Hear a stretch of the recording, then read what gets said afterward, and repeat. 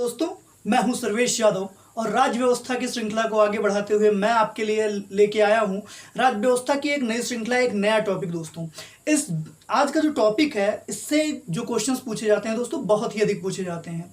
राज्य व्यवस्था की अगर जान कह सकते हैं तो हम भाग 1 से लेकर भाग 4 तक के विषयों को कह सकते हैं, क्योंकि इसमें भारत में जो लोग हैं यानी कि भारतीय नागरिकों के अधिकारों की बात की गई है और आज उन्हीं अधिकारों के विषय में हमको पढ़ना है दोस्तों। तो वीडियो को पूरा देखिए और देखने के बाद वीडियो को शेयर जरूर करें और लाइक भी करें। तो आइए दोस्तों, हम स्टार्ट करेंगे। आज का जो पूरा डिस्क्रिप्शन हमारा चलेगा दोस्तों, वो भाग 1 से लेके भाग 4 तक चलेगा।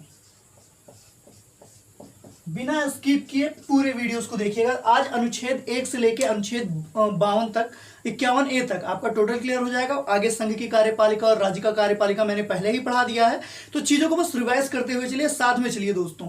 एक भी अनुच्छेद ऐसा नहीं बचेगा जो आपकी जुबान पे नहीं होगा, बस जुड़े रहिए हमारे साथ। तो आइए स्टार्ट करते हैं भाग 1। भाग 1 का जो विषय है दोस्तों, वह अनुच्छेद 1 से लेकर अनुच्छेद 4 तक है। बस उन्हीं के बारे में पढ़ेंगे। आर्टिकल से स्टार्ट करते हैं हम लोग। आर्टिकल 1 तो बता दें दोस्तों, आर्टिकल 1 में जिन विषयों का उल्लेख है उनके बारे में जानेंगे। तो अनुच्छेद 1 में यह बताया गया है कि जो भारत में संघ है, जो भारत का संघ है और जो उसके राज्य क्षेत्र हैं, उसका पूरा विवरण आपको अनुच्छेद 1 से मिलेगा। यानी कि आर्टिकल 1 से आपको भारत के संघ व राज्य क्षेत्रों का पूरा विवरण मिलेगा। साथ में नोट करते हुए चलिए दोस्तों, क्योंकि अलग से मैं नोट नहीं करा पाऊंगा, इसलिए जो मैं लिख रहा हूं उसको साथ में लिखते हुए चलिएगा। भारत के संघ व उसके राज्य क्षेत्र का विवरण, राज्य क्षेत्र का विवरण। दोस्तों, यह अनुच्छेद 1 में बताया गया है कि भारत का संघ राज्य क्या होगा और उसके राज्य क्षेत्र क्या होंगे। तो भारत के संघ और उसके राज्य क्षेत्रों का विवरण किसमें है? अनुच्छेद 1 में। आइए बढ़ते हैं अगले आर्टिकल की तरफ। आर्टिकल 2 तो दोस्तों, आर्टिकल 2 में जिन विषयों का उल्लेख है कि भारत में नए राज्यों का प्रवेश कैसे होगा, नए राज्यों का प्रवेश व निर्माण। जैसे अभी बांग्लादेश और भारत के गलियारों का उल्लेख था, जिसमें से 101 गलियारे बांग्लादेश को दे दिए गए, बस उसी प्रकार से भारत में नए राज्यों का प्रवेश या निर्माण किस आधार पे किया जाएगा, इस बात का पूरा विवरण आपको अनुच्छेद 2 यानी कि आर्टिकल 2 में मिलता है दोस्तों।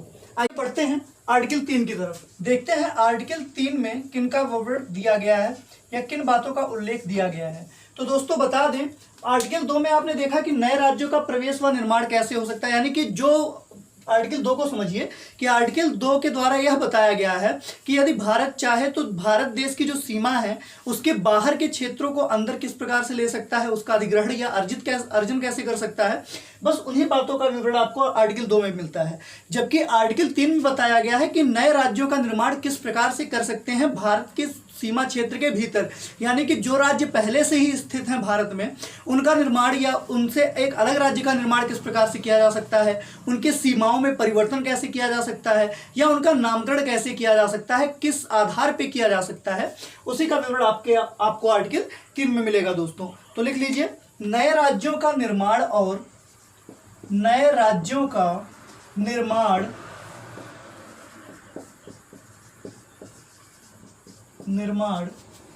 और वर्तमान राज्यों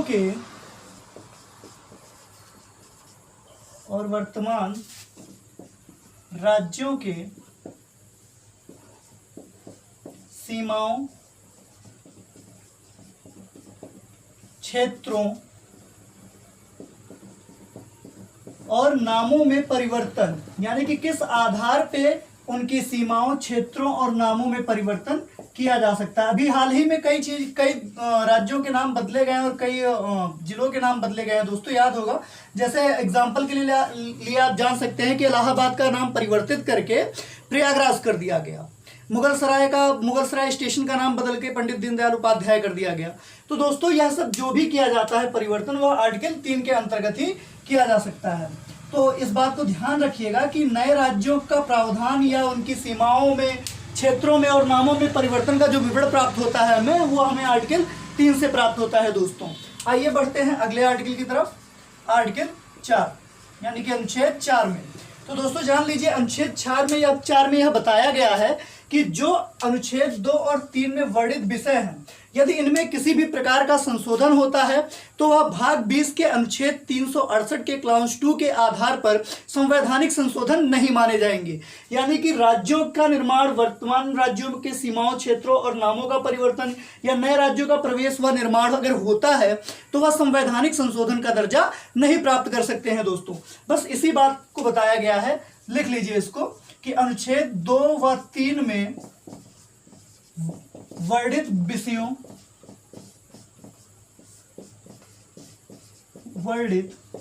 विषयों में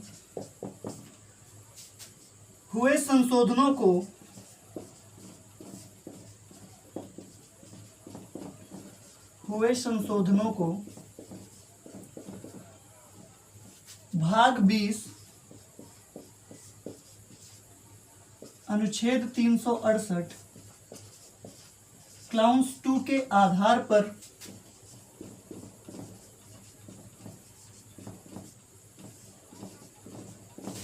संवैधानिक संशोधन नहीं माना जाएगा। संवैधानिक संशोधन नहीं माना जाएगा।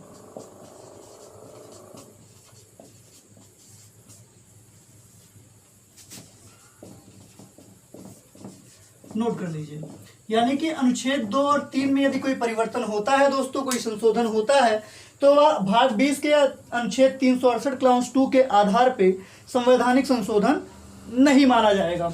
नोट कर लीजिए। फिर बढ़ते हैं भाग 2 की तरफ, जिसमें हम नागरिकता के पूरे प्रावधान को पढ़ेंगे। दोस्तों भाग 2 में नागरिकता का प्रावधान किया गया है दोस्तों, और जिसमें अनुच्छेद 5 से लेके 11 तक के विषयों को रखा गया है। इसमें आप सिर्फ और सिर्फ नागरिकता के प्रावधानों के बारे में पढ़ते हैं कि किस प्रकार से भारत में नागरिकता का क्या प्रावधान किया गया है। तो आइए देखते हैं भाग 2।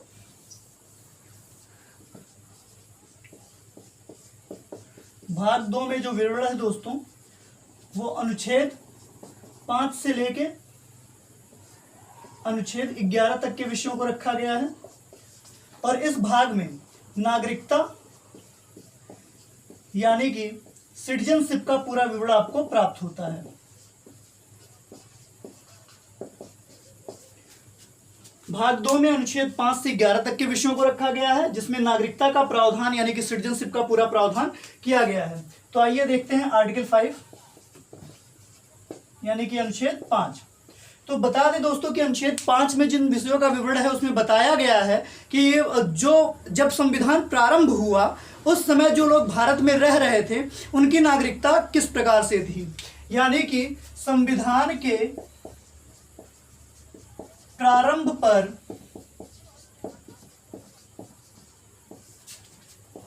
नागरिकता, यानी कि जब संविधान बनकर तैयार हुआ 26 नवंबर 1949 को, उस समय भारत के लोगों को किस प्रकार से नागरिकता प्राप्त थी, बस यही बताया गया है दोस्तों अनुच्छेद 5 में। तो एक बात जान लीजिए, जो इससे प्रश्न पूछता है अनुच्छेद 5 से, वह यह पूछता है कि जब संविधान का प्रारंभ हुआ उस समय जब नागरिकता लोगों को दी जाती थी उसका आधार क्या था। यानी कि संविधान प्रारंभ होने पर भारत के नागरिकता का आधार क्या था। तो आधार ब्रैकेट में लिख लीजिएगा दोस्तों, अधिवास के आधार पर, यानी कि व्यक्ति के निवास स्थान के आधार पर उसके नागरिकता का प्रावधान किया गया था। किस आधार पर? अधिवास के आधार पर। यदि आप भारत के अंदर रहते हैं, भारत की सीमा क्षेत्र के अंदर रहते हैं, तभी आपको भारत का नागरिक कहा जाएगा, अन्यथा आपको भारत का नागरिक नहीं कहा जाएगा। अब इसके बाद फिर कई संशोधन हुए नागरिकता को लेकर, और अंततः नागरिकता संशोधन अधिनियम 1955 को ही मान्य किया जाता है। उसके प्रवर्तन के आधार पर ही हम चीजों को अब पढ़ते हैं। फिर बढ़ते हैं दोस्तों आर्टिकल 6 की तरफ, यानी कि अनुच्छेद 6 की तरफ। तो दोस्तों बता दें 15 अगस्त 1947 को जब भारत और पाकिस्तान का विभाजन हो गया, तो उस समय जो लोग भारत से पाकिस्तान को चले गए उन लोगों की नागरिकता को किस प्रकार से वर्णित किया जाएगा, और जो लोग पाकिस्तान से भारत आए उनकी नागरिकता का प्रावधान किस प्रकार से किया जाएगा, उसी का वर्णन आपके आर्टिकल 6 यानी अनुच्छेद 6 में मिलता है। तो इसमें लिख लीजिए, पाकिस्तान से भारत को प्रव्रजन किए हुए लोगों की नागरिकता, प्रव्रजन किए हुए व्यक्तियों की नागरिकता व्यक्तियों की नागरिकता, यानी कि जो लोग पाकिस्तान छोड़कर भारत आकर रहने लगे उन लोगों की नागरिकता का प्रावधान आर्टिकल 6 यानी अनुच्छेद 6 में किया गया है। तो इसको आप एक छोटे टर्म में समझ सकते हैं, पाक भारत, यानी कि पाकिस्तान से जो लोग भारत आए उन लोगों की नागरिकता। और आपको पता ही है कि उस समय यह घोषणा की गई थी कि जो लोग भारत में रहना चाहते हैं वो भारत में रहें, और जो लोग पाकिस्तान में जाकर रहना चाहते हैं वो लोग पाकिस्तान में रहें, और जो लोग पाकिस्तान से भारत आना चाहते हैं वो लोग भारत में आकर रहें। तो दोस्तों इसी के आधार पे कुछ लोग भारत से पाकिस्तान गए अधिवास के लिए, लेकिन अंततः होता क्या है, वहां की स्थितियां अनुकूल नहीं होती हैं तो वो लोग दोबारा भारत वापस आ जाते हैं। तो अनुच्छेद 7 में जो लोग भारत से पाकिस्तान गए और दोबारा पाकिस्तान से भारत चले आए उन्हीं लोगों की नागरिकता का प्रावधान आर्टिकल 7 में किया गया है। तो इसको समझने के लिए आप ब्रैकेट में लिख सकते हैं भारत, पाक, भारत, यानी कि भारत से पाकिस्तान और फिर पाकिस्तान से भारत आने वालों की नागरिकता। यानी कि आप अगर इसको शॉर्ट में डिस्क्रिप्शन में लिखना चाहें दोस्तों तो लिख सकते हैं कि भारत से पाकिस्तान प्रव्रजन करने वालों की नागरिकता, भारत से पाकिस्तान प्रव्रजन करने वालों की नागरिकता,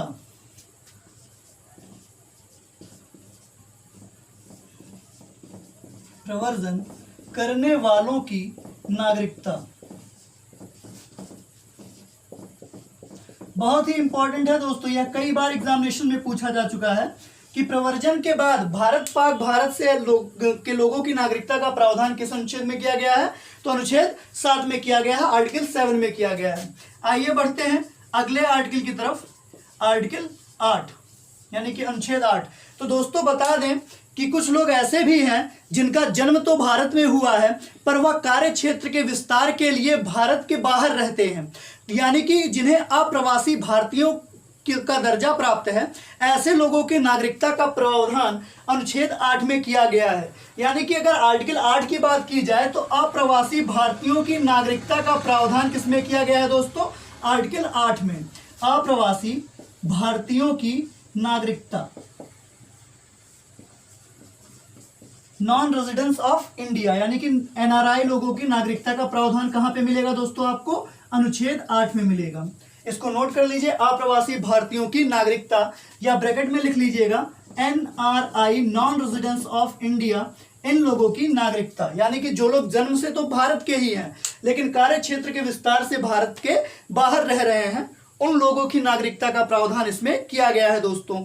अगला जो है आर्टिकल 9 यानी कि अनुच्छेद 9, इसको देख लेते हैं दोस्तों। तो आर्टिकल 9 में बताया गया है कि किन कारणों से भारत में रहने वाले लोगों की नागरिकता को समाप्त किया जा सकता है, यानी कि सीधे शब्दों में लिखेंगे नागरिकता की समाप्ति का प्रावधान, नागरिकता समाप्ति का प्रावधान किस अनुच्छेद में है, अनुच्छेद 9 आर्टिकल 9 में है दोस्तों। तो जान ऐसा क्यों होता है, होता क्या है दोस्तों कि कई लोग बिना बताए भारत छोड़कर चले जाते हैं और 5-6 साल 7 साल भारत में नहीं रहते हैं। तो ऐसे गुमशुदा लोगों की नागरिकता का प्रावधान का जो मैक्सिमम डेट निर्धारित किया गया है, जो मैक्सिमम ईयर निर्धारित किया गया है, वह 7 वर्ष निर्धारित किया गया है। यदि आप भारत के राज्य क्षेत्र के बाहर रह रहे हैं 7 साल से बिना किसी इंफॉर्मेशन के, यानी कि कोई भी जानकारी आपके सगे संबंधियों को, भाई बहन को, किसी को भी नहीं पता कि आप 7 वर्षों से कहाँ रह रहे हैं, और भारत सरकार को भी आपने नहीं सूचित किया कि आप 7 वर्षों से कहाँ रह रहे हैं, तो भारत सरकार ऐसे केस में 7 वर्ष के बाद आपकी नागरिकता को पूरी तरह से समाप्त कर सकती है, यानी कि उसके बाद आप भारत के नागरिक नहीं कहलाएंगे। ऐसे कई प्रावधान हैं जिसके आधार पर भारत की नागरिकता की समाप्ति की जा सकती है दोस्तों। तो अनुच्छेद 9 से कई बार प्रश्न पूछा गया है कि नागरिकता की समाप्ति का उल्लेख किस आर्टिकल में मिलता है, तो आपका जवाब होगा आर्टिकल 9 में दोस्तों। आइए बढ़ते हैं आर्टिकल 10 की तरफ, अनुच्छेद 10 में, कि अनुच्छेद 10 में नागरिकता के किस प्रावधान का विवरण प्रस्तुत किया गया है दोस्तों। बस जुड़े रहिए और लोगों को जोड़ते रहिए दोस्तों, क्योंकि आगे बहुत मजा आने वाला है। कोई भी अनुच्छेद ऐसा नहीं बचेगा दोस्तों जो आपको रटा ना हो, जो आपको याद ना हो। बस वीडियोस को पूरा देखते रहें। जिस प्रकार अनुच्छेद 9 में नागरिकता की समाप्ति दी गई है, उसी प्रकार अनुच्छेद 10 यानी कि आर्टिकल 10 में नागरिकता के बने रहने का प्रावधान उल्लेखित है।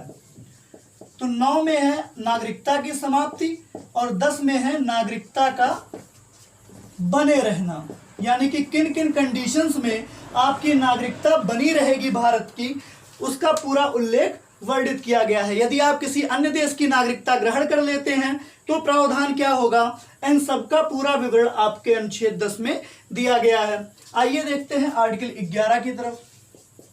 तो दोस्तों बता दें, अनुच्छेद 11 में बताया गया है कि संसद किस प्रकार से विधियों का निर्माण करती है किसी भी देश के नागरिक होने के लिए। तो भारत के नागरिक बने रहने के लिए संसद ने जिन विधियों का निर्माण किया है उसका पूरा विवरण आपको अनुच्छेद 11 में मिलता है। यानी कि इसके लिए आप लिख सकते हैं, संसद द्वारा नागरिकता संबंधी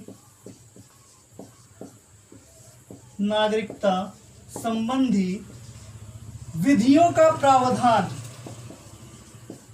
नागरिकता संबंधी विधियों का प्रावधान। दोस्तों बहुत आसान है। जैसे कि अगर पूछ लिया जाए कि भारत का नागरिक होने के लिए किन किन संदर्भों का होना आवश्यक है, यानी कि किन किन आधार पे आपको भारत का नागरिक कहा जा सकता है, तो कुल मिला के 5 विधियां हैं दोस्तों। पहली विधि को हम कहते हैं जन्म के आधार पर। यदि आपका जन्म भारत में हुआ हो तो आप भारत के नागरिक कहलाएंगे। यदि आप अधिवास के आधार पर कई वर्षों से आप और आपके पूर्वज भारत में रह रहे हो तो आप भारत के नागरिक कहलाने के योग्य हैं। अर्जित क्षेत्र के आधार पर, यदि भारत ने अपने राज्य क्षेत्र के बाहर किसी क्षेत्र को अर्जित किया है और वह भारत के सीमा क्षेत्र में वर्णित है दोस्तों, तो आप अर्जित क्षेत्र के आधार पर भारत के नागरिक हो सकते हैं। चौथा, उसके बाद फिर आता है कि अधिवास के आधार पर, जिस जगह पर आप निवास कर रहे हैं उस आधार पर, देशीकरण के आधार पर। तो कुल 5 विधियां हैं जिनके द्वारा संसद नागरिकता के संबंधी विधियों का प्रावधान करता है और इसी का वर्णन अनुच्छेद 11 में किया गया है। अब बढ़ते हैं अगले भाग की तरफ दोस्तों, भाग 3। भाग 3 का जो विवरण मिलेगा दोस्तों वह अनुच्छेद 12 से लेके 35 तक मिलता है।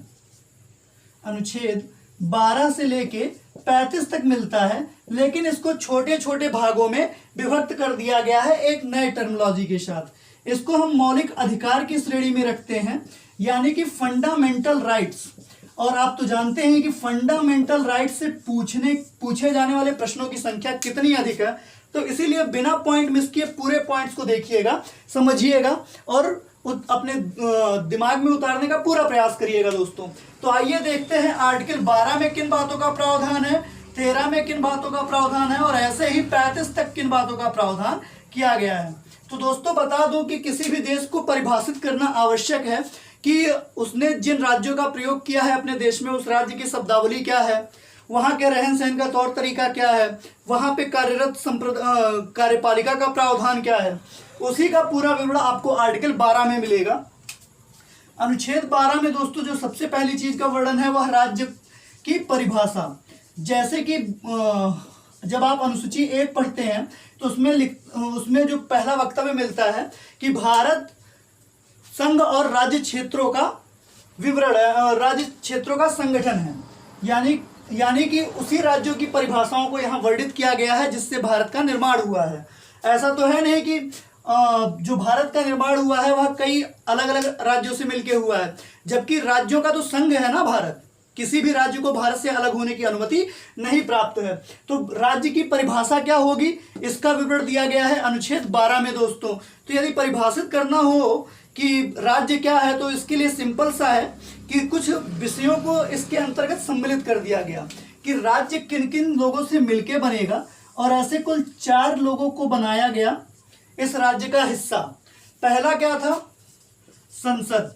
और आप तो जानते हैं संसद के 3 अंग हैं, कार्यपालिका, विधायिका और न्यायपालिका। ये तो आपको पता है ना, ये संविधान के अंग है दोस्तों। संसद के 3 अंग हैं, लोकसभा, राज्यसभा व राष्ट्रपति। ध्यान रखिएगा, भूलिएगा मत।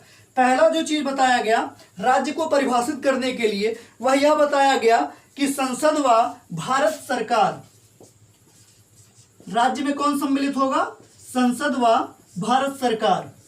यह पहला विवरण हो गया दोस्तों। अब दूसरे विवरण की बात की गई कि दूसरे में किसको सम्मिलित किया जाए, तो राज्य सरकारें व विधानमंडल को सम्मिलित किया गया। राज्य सरकारें व विधानमंडल, ये सब राज्य को परिभाषित करते हैं दोस्तों कि एक राज्य के अंतर्गत किन किन विषयों को रखा जाता है। तो संसद व भारत सरकार लिख लीजिए, नहीं तो आप लोग भूल जाते हैं। संसद व भारत सरकार, दूसरा राज्य सरकारें व विधानमंडल। अब तीसरा क्या हो, सभी स्थानीय प्राधिकारी, सभी स्थानीय प्राधिकारी। अब स्थानीय प्राधिकारी क्या होते हैं यह भी तो जानना आवश्यक है दोस्तों।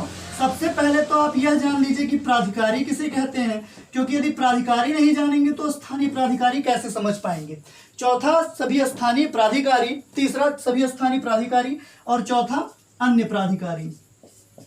ये सभी जानते हैं कि किसी भी देश के लिए उस देश की रीढ़ की हड्डी क्या होती है, जनता होती है, ठीक है, और उसको संभालने वाला संविधान। उसी प्रकार से राज्य को परिभाषित करने के लिए चार वर्गों का प्रयोग किया जाता है कि एक राज्य, संसद व भारत के राज्य को परिभाषित करने के लिए यही परिभाषा है कि राज्य क्या होगा, राज्य संसद एवं भारत सरकार, राज्य सरकारें व विधानमंडल, सभी स्थानीय प्राधिकारी व अन्य प्राधिकारियों का एक समूह होगा।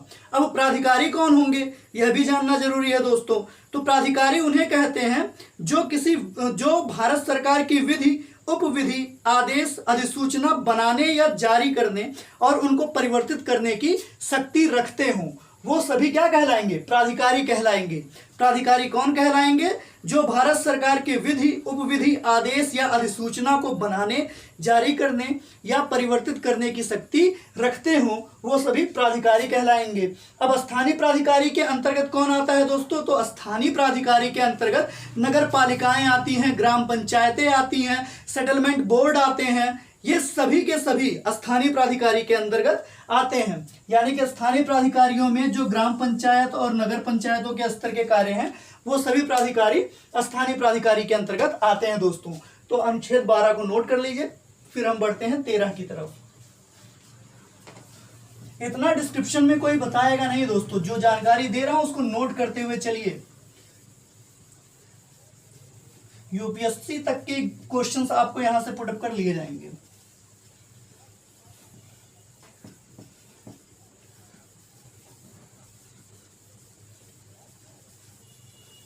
आइए बढ़ते हैं अगले अनुच्छेद की तरफ। आर्टिकल 13 यानी कि अनुच्छेद 13। तो अनुच्छेद 13 में किसका वर्णन है दोस्तों, तो अनुच्छेद 13 में सीधे सीधे यही बताया गया है कि मूल अधिकारों से असंगत या उनका अल्पीकरण करने वाली विधियों का प्रावधान। मूल अधिकारों से असंगत यानी कि जो व्यक्तियों को मूल अधिकार प्राप्त हैं उनसे असंगत या उन विधियों का अल्पीकरण करने वाली विधियों का प्रावधान है। यानी कि किस कंडीशन में मूल अधिकारों को रोका जा सकता है, बाधित किया जा सकता है। जैसे आप लोग देखते होंगे कि जो आर्मी में रहते हैं, पैरामिलिट्री में रहते हैं, उन लोगों को मूल अधिकार का पूरा प्रयोग करना वर्जित होता है। जैसे कि वो यह नहीं कह सकते कि नहीं मैं इस जगह पे अपनी तैनाती नहीं रखवाऊंगा या यहाँ पे अपनी जॉब नहीं करूंगा। तो ऐसी कुछ विषयों के संबंध में जो प्रावधान किया है संसद ने, उसी का प्रावधान अनुच्छेद 13 के अंतर्गत अल्पीकरण से संबंधित है। तो इसको नोट करते हुए चलिए दोस्तों। अनुच्छेद 13 मूल अधिकारों से असंगत, मूल अधिकारों से असंगत या अल्पीकरण या उनका अल्पीकरण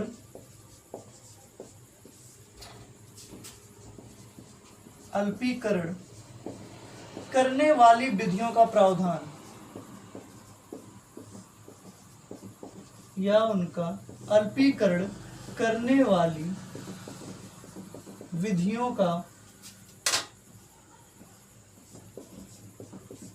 प्रावधान। अब अनुच्छेद 12 और 13 के बाद जब हम अनुच्छेद 14 पे बढ़ते हैं दोस्तों, तो उस समय एक मानव अधिकारों के श्रृंखला में एक नया अधिकार जोड़ा जाता है जिसको हम कहते हैं समता का अधिकार, यानी कि राइट टू इक्वलिटी, समता का अधिकार। और समता का अधिकार का वर्णन जो किया गया है दोस्तों वह आर्टिकल 14 से लेके आर्टिकल 18 तक किया गया है। अब समता का अधिकार का क्या अर्थ होता है? समता के अधिकार का अर्थ होता है समानता का अधिकार, सभी व्यक्ति आपस में समान होंगे। इसका पूरा विवरण आपको अनुच्छेद 14 से 18 तक मिलता है कि किस प्रकार से भारतीय नागरिक एक दूसरे के समान हो सकते हैं, किस तरह से उनके स्तर को समान किया जा सकता है। बस इसी का विवरण अनुच्छेद 14 से लेकर 18 तक बताया गया है दोस्तों। तो आइए देख लेते हैं आर्टिकल 14 में किसका विवरण दिया गया है। तो अनुच्छेद 14 में बताया गया है विधि के समक्ष समता का अधिकार। विधि के समक्ष समता का अधिकार यानी कि जो भारत के सभी नागरिक हैं उनके लिए विधि समान होगा, यानी कि कानून की नजर में सभी व्यक्ति एक समान है, ना कोई ऊंचा है, ना कोई नीचा है, ना कोई बड़ा है, ना कोई छोटा है। विधि के समक्ष सभी समान है, यानी कि विधि के समक्ष समता का अधिकार। ये इसी का विवरण किसमें दिया गया है दोस्तों? अनुच्छेद 14 में दिया गया है। आइए बढ़ते हैं आर्टिकल 15 की तरफ। तो अनुच्छेद 15 की बात करें, जिस प्रकार से पहले बताया गया कि कानून के लिए सभी समान है, सभी नागरिक एक दूसरे के समान है, कोई भी छोटा बड़ा नहीं है, कोई भी डिफरेंस किसी के अंतर्गत नहीं है। यह विधि के लिए समक्ष समता का अधिकार सभी को प्राप्त है। आर्टिकल 15 में बताया गया है कि धर्म, मूल वंश, जाति, यानी कि कोई भी व्यक्ति धर्म, मूल वंश, जाति के आधार पर भेदभाव नहीं किया जाएगा। धर्म, मूल वंश, जाति, लिंग या जन्म स्थान के आधार पर, लिंग या जन्म स्थान के आधार पर, जन्म स्थान के आधार पर भेदभाव निषेध, भेदभाव निषेध, यानी कि किसी भी व्यक्ति को धर्म, मूल वंश, जाति, लिंग या जन्म स्थान के आधार पर किसी भी प्रकार का कोई भेदभाव किसी के साथ नहीं किया जाएगा। इसी का विवरण आर्टिकल 15 में है। अब आर्टिकल 15 में यह तो बता ही दिया गया दोस्तों कि धर्म, मूल वंश, जाति, लिंग और जन्म स्थान के आधार पर भेदभाव नहीं किया जाएगा, लेकिन इसके दो क्लॉज बहुत ही प्रचलित हैं, 15 का 3 और 15 का 4। मैं बता दे रहा हूं, आप नोट कर लीजिए कि 15 के 3 और 15 के 4 में वर्णन किसका है। तो आर्टिकल 15 के 3 में यह बताया गया है कि राज्य सरकार यदि चाहे तो स्त्रियों व बच्चों के लिए विशेष प्रावधान कर सकती है, जिससे वो अपने जीवन को सुचारू रूप से चला सके। तो 15 के 3 में यह बताया गया है कि राज्य सरकार यदि चाहे तो स्त्रियों और बच्चों के लिए विशेष उपबंध कर सकती है, जबकि 15 के 4 में यह बताया गया है कि राज्य सरकार शैक्षणिक और आर्थिक रूप से पिछड़े हुए लोगों को यदि चाहे, जैसे एससी और एसटी समुदाय के लोगों को यदि चाहे तो उनके जीवन निर्बंधन और शैक्षिक व्यवस्था के लिए उचित प्रबंध कर सकती है, यानी कि आरक्षण के प्रावधान के मानक को भी तय करती है दोस्तों। तो आर्टिकल 15 के 3 और 15 का 4 बहुत ही इंपॉर्टेंट है एग्जामिनेशन दृष्टिकोण से, तो इसको नोट कर लीजिए। फिर हम बढ़ते हैं आर्टिकल 16 की तरफ। अब आर्टिकल 16 भी बहुत ही इंपॉर्टेंट है दोस्तों। रीजन क्या है कि जो आरक्षण प्राप्त है सभी समुदायों को अलग अलग, उस आरक्षण का प्रावधान अनुच्छेद 16 के 4 में किया गया है। और 16 में है क्या?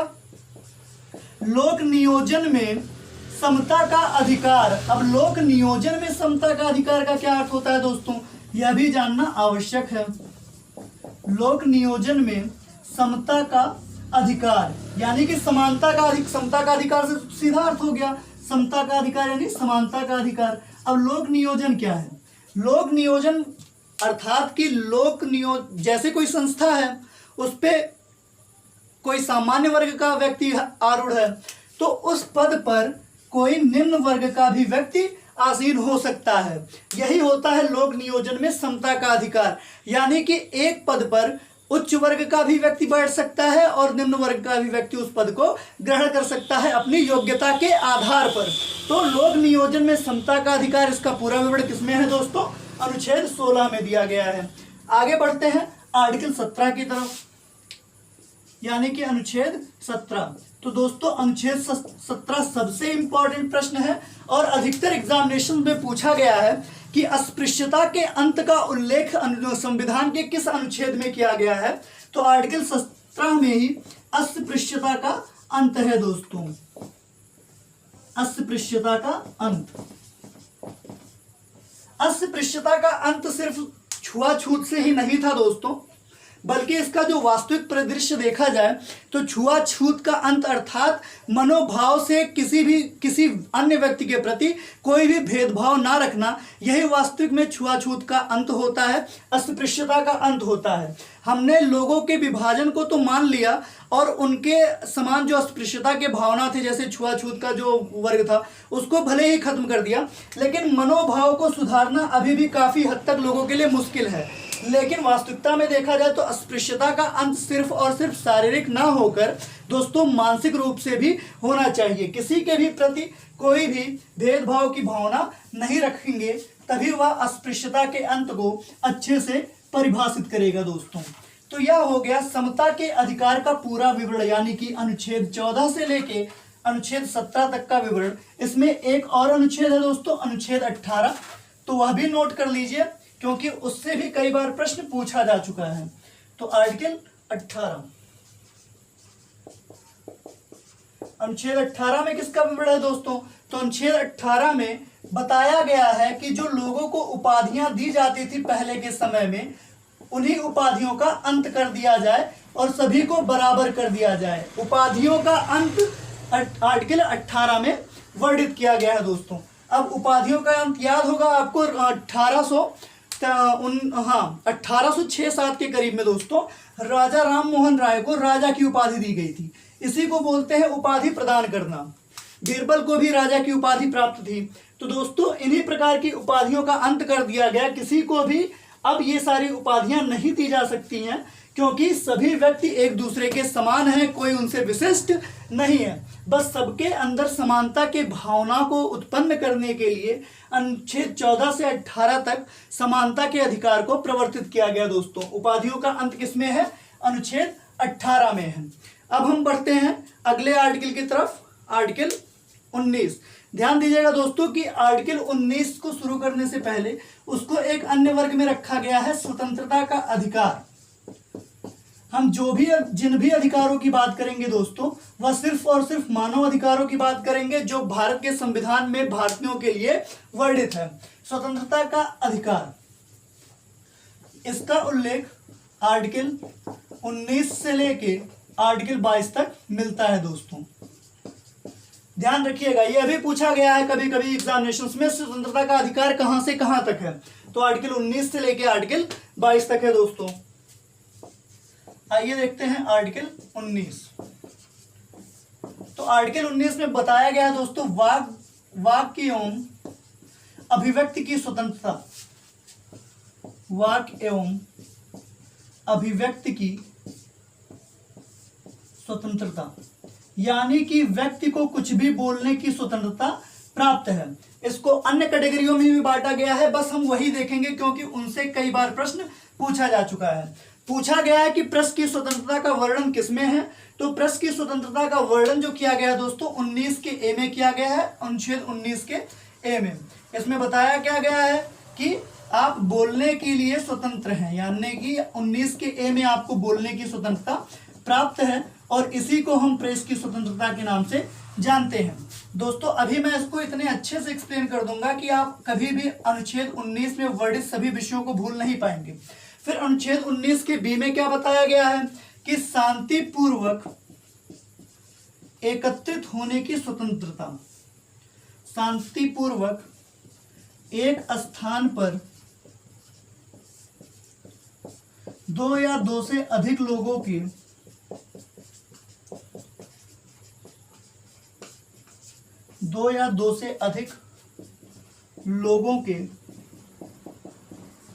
एकत्रित होने की स्वतंत्रता। एकत्रित होने की स्वतंत्रता, यानी कि एक स्थान पर एकजुट होकर दो या दो से अधिक लोग रह सकते हैं। इसकी पूरी स्वतंत्रता भारत के नागरिकों को है, लेकिन शांतिपूर्वक, वो भी बिना हथियार के एकत्रित होने की। हथियार लेके एकत्रित नहीं होना है दोस्तों, शांतिपूर्वक बिना हथियार लिए।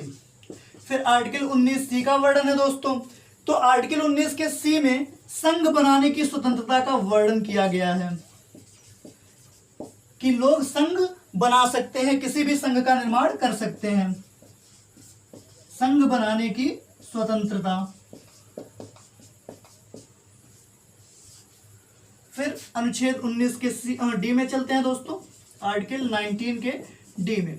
तो बता दें, संघ बनाने की स्वतंत्रता के बाद आर्टिकल 19 में बताया गया है आवागमन की स्वतंत्रता, देश के भीतर कहीं भी आने जाने की स्वतंत्रता। आवागमन की स्वतंत्रता यानी कि कोई भी भारतीय देश के एक छोर से दूसरे छोर तक जाने के लिए पूरी तरह से स्वतंत्र है, उसके ऊपर कोई भी प्रतिबंध नहीं है दोस्तों। यदि आपको भारत से नेपाल जाना हो तो आपको पासपोर्ट की जरूरत पड़ती है, जबकि आर्टिकल 19 के डी में बताया गया है कि आवागमन की पूरी स्वतंत्रता। यदि आप भारत के एक छोर से यानी कि कन्याकुमारी से जम्मू कश्मीर तक जाना चाहते हैं तो भी आपको पासपोर्ट की आवश्यकता नहीं है। आप किसी भी तरह, आप सिर्फ एक प्रमाण पत्र लेके, भारत के नागरिक होने का प्रमाण पत्र लेके भारत के एक छोर से दूसरे छोर तक जा सकते हैं। फिर आगे बढ़ते हैं दोस्तों, आर्टिकल 19 के ई में। इसमें बताया गया है कि आप देश के भीतर किसी भी क्षेत्र में रह सकते हैं, बस सकते हैं और अपना जीवन वहां से सुचारू रूप से चला सकते हैं, यानी कि बसने की स्वतंत्रता या रहने की स्वतंत्रता। बसने की स्वतंत्रता। फिर 19 के एफ की बात की जाती है दोस्तों, आर्टिकल 19 एफ। इसको वर्तमान में निरसित कर दिया गया, यानी कि खाली छोड़ दिया गया है, इसको सीधे सीधे खाली छोड़ दिया गया है। इसमें पहले था संपत्ति का अधिकार, संपत्ति का अधिकार, जिसको 44वें संविधान संशोधन अधिनियम 1976 के द्वारा हटा दिया गया दोस्तों। संपत्ति के अधिकार को हटा दिया गया। अब यह क्या है, खाली है। और इसमें आर्टिकल 19 का जी आखिरी है, 19 का जी। इसमें बताया गया है कि आप देश के भीतर कहीं भी व्यापार कर सकते हैं, व्यापार की स्वतंत्रता, व्यापार की स्वतंत्रता। एक बार एक्सप्लेनिंग देख लीजिए दोस्तों, इसको देखने के बाद आप कभी भूल भी नहीं पाएंगे। जैसे होता क्या है कि यदि आप बोलते हैं तो आपको सुनने वाले की संख्या बढ़ती है। यदि आप अच्छे वक्ता हैं तो लोग आपको सुनेंगे तो लोग एक जगह पे एकत्रित होंगे तो लोग आपसे प्रभावित होकर एक संघ बनाने की बात करेंगे। संघ बनाने के बाद लोग कहेंगे चलो कहीं घूमने चलते हैं। यदि कोई स्थल उन्हें अच्छा लगता है तो वहां पे रहने की बात करेंगे, और रहने की बात करेंगे तो अपने संपत्ति को बनाने की विचार भी आएगा। और जब संपत्ति हो जाएगा तो अपने जीवन को आगे बढ़ाने के लिए व्यापार की भी बात उनके मन में आएगी। यानी कि 19 के ए से लेके जी तक की बातों को ऐसे समझा जा सकता है कि यदि व्यक्ति बोलेगा तो लोग एकत्रित होंगे तो संघ बनाएंगे तो कहीं घूमने जाएंगे तो जगह अच्छी देख के वहां पे रुकने का विचार आएगा। जब रुकने का विचार आएगा तो वहां पे अपनी संपत्ति बना सकते हैं, और संपत्ति बनाने के बाद वो व्यापार करने की भी बात मन में लाएंगे। तो इस प्रकार से लोगों को वाक्य एवं अभिव्यक्ति की स्वतंत्रता प्राप्त है, जो भी भारत का नागरिक है। और ध्यान दीजिएगा दोस्तों कि यह स्वतंत्रता सिर्फ भारत के नागरिक को ही प्राप्त है, किसी अन्य नागरिक को यह स्वतंत्रताएं नहीं प्राप्त हैं। कई बार यह प्रश्न पूछा जा चुका है कि वाक्य एवं अभिव्यक्ति की स्वतंत्रता किसको प्राप्त है, तो भारत के नागरिकों को ही प्राप्त है दोस्तों। इस बात को नोट कर लीजिएगा। यह अनुच्छेद 19 का पूरा विवरण है दोस्तों। यह कभी मत बोलिएगा यदि आप अच्छे वक्ता हैं तो लोग आपको एकत्रित होकर सुनने का प्रयास करेंगे, और जब सुनने का प्रयास करेंगे तो संघ बनाएंगे। संघ बनाने के बाद घूमने का प्लान बनाएंगे। घूमने के प्लान बनाने के बाद वहां अच्छी जगह देख के रुकने की सोचेंगे, फिर संपत्ति बनाएंगे और फिर जीवन को चलाने के लिए व्यापार का विचार लेके उत्पन्न होंगे दोस्तों। तो यही है आर्टिकल 19 पूरी तरीके से। अब बढ़ते हैं अगले आर्टिकल की तरफ, आर्टिकल 20 की तरफ दोस्तों। नोट करिए आर्टिकल 20। तो अनुच्छेद 20 में किसका विवरण है दोस्तों, एक बार यह देख लेते हैं।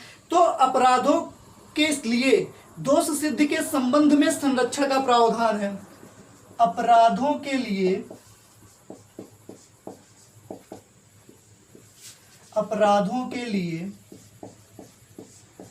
दोष सिद्धि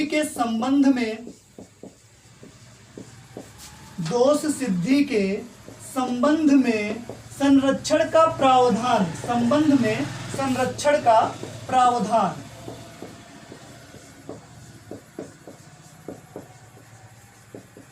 यानी कि यदि आपको गिरफ्तार कर लिया जाता है तो खुद की दोष सिद्धि के संबंध में आपको कौन कौन से अधिकार प्राप्त हैं उसका पूरा प्रावधान आर्टिकल 20 में किया गया है। तो बता दें दोस्तों, अपराधों के लिए दोष सिद्धि के संबंध में आपको कुल 3 स्वतंत्रताएं प्राप्त हैं। पहली स्वतंत्रता क्या है कि किसी भी व्यक्ति को अपराध के लिए सिर्फ एक ही बार सजा मिलेगी। ध्यान दीजिएगा दोस्तों, किसी भी व्यक्ति को अपराध के लिए सिर्फ एक बार सजा मिलेगी। अपराध के लिए सिर्फ एक बार सजा का प्रावधान किया गया है। जैसे कि आपने 10-12 कत्ल कर दिए हो तो भी सिर्फ सजा एक ही बार मिलेगी। यह नहीं कि 10-12 लोगों के कत्ल के लिए आपको 10-12 बार सजा दी जाएगी। सिर्फ एक बार, सिर्फ अपराध के लिए एक बार सजा का प्रावधान किया गया है। अपराध के लिए सिर्फ एक बार सजा का प्रावधान। नोट करते हुए चलिए, ये 3 स्वतंत्रताएं प्राप्त हैं दोस्तों। पहला है कि किसी भी व्यक्ति को अपराध के लिए सिर्फ एक बार सजा मिलेगी। दूसरा क्या है, अपराध करने के समय जो प्रावधान है, यानी कि जो भी नियम है अपराध करने के समय, उसी नियम के आधार पे आपको दंड मिलेगा, ना कि उसके पहले वाले प्रावधान के आधार पे या फिर आपको जब सुनवाई के दौरान सुनाया गया सजा उसके बाद वाले प्रावधान के आधार पे। अपराध के समय विधि के अनुसार सजा का प्रावधान, सजा का प्रावधान। जैसे एग्जांपल समझिए कि कोई व्यक्ति ए है, ठीक, इसने किसी का कत्ल किया या कोई चोरी कर ली। इस समय वर्तमान में यदि चोरी करता है तो प्रावधान है कि उसे 7 वर्षों की सजा हो जाए, कारावास दे दिया जाए।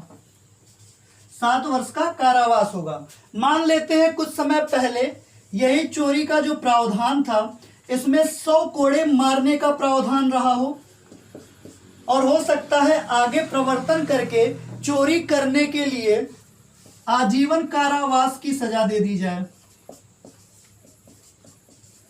तो दोस्तों, यदि आपको एक बार सजा सुनाई जा चुकी है कि आपको 7 वर्षों की कारावास की सजा होगी, तो आपको इस समय जो नियम प्रवर्तन में है उसी के आधार पर सजा सुनाई जाएगी, ना कि आपको पहले वाले प्रावधान के आधार पर सजा सुनाई जाएगी।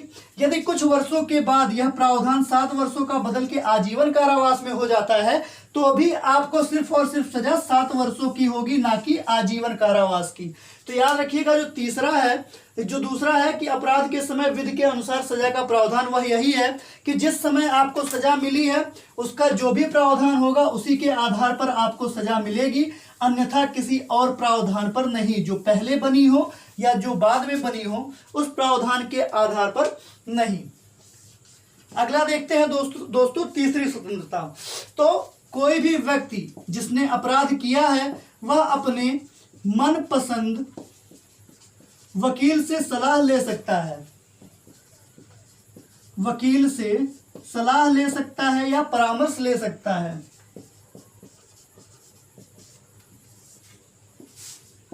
इसकी कोई बाध्यता नहीं है कि नहीं आपको सिर्फ सरकारी वकील करना है, वह जिसको चाहे वह अपना वकील नियुक्त कर सकता है। दोस्तों, ये इसकी पूरी स्वतंत्रता है। या फिर आप ऐसे भी कह सकते हैं, इसी में नोट कर लीजिए एक पॉइंट, कि किसी भी व्यक्ति को स्वयं के विरुद्ध गवाही देने के लिए बाध्य नहीं किया जाएगा।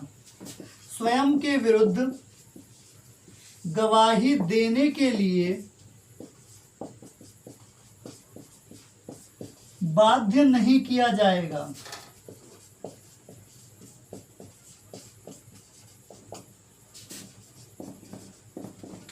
ये 3 स्वतंत्रताएं हैं अपराधों के लिए दोष सिद्धि के संबंध में, कि किसी भी अपराध के लिए सिर्फ एक बार सजा मिलेगी। दूसरा क्या है, अपराध के समय विधि के अनुसार सजा का प्रावधान के अनुसार ही सजा मिलेगी। और तीसरा, किसी भी व्यक्ति को स्वयं के विरुद्ध गवाही देने के लिए बाध्य नहीं किया जाएगा। यही है अनुच्छेद 20 का पूरा विवरण दोस्तों। अब बढ़ते हैं अगले आर्टिकल की तरफ।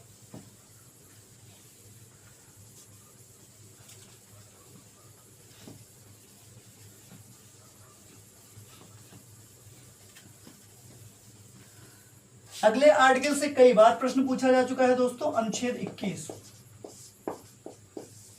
अनुच्छेद 21 में प्राण एवं दैहिक स्वतंत्रता का वर्णन किया गया है दोस्तों कि प्राण और दैहिक स्वतंत्रता क्या होती है, उसका पूरा विवरण आपको कहाँ मिलेगा, अनुच्छेद 21 में। नोट कर लीजिए, प्राण व दैहिक स्वतंत्रता का अधिकार।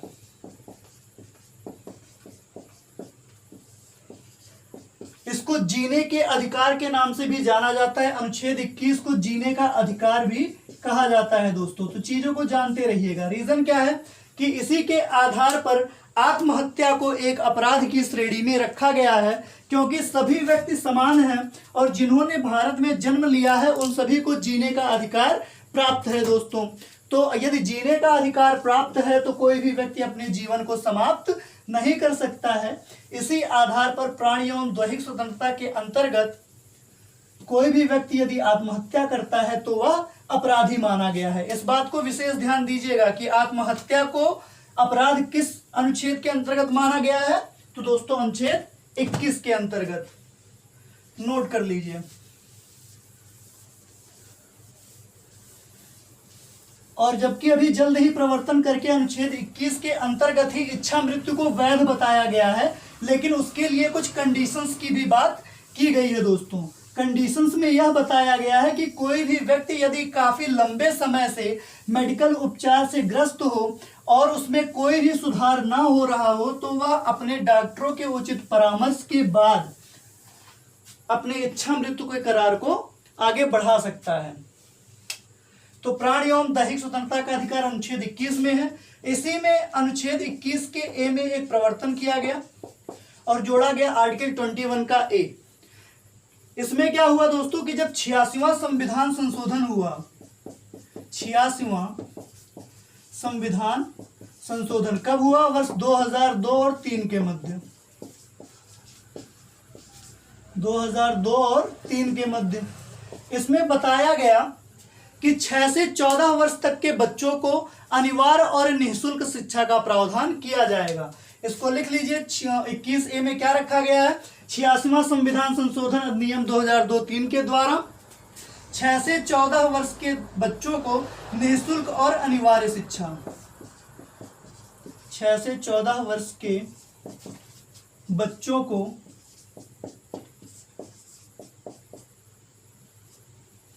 अनिवार्य व निःशुल्क शिक्षा का प्रावधान,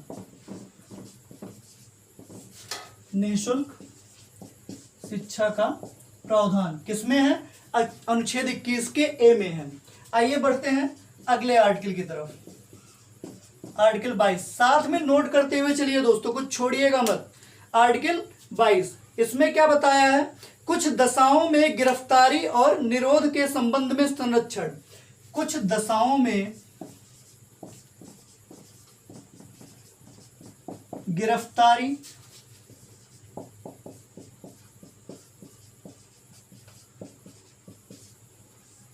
और निरोध के संबंध में संरक्षण।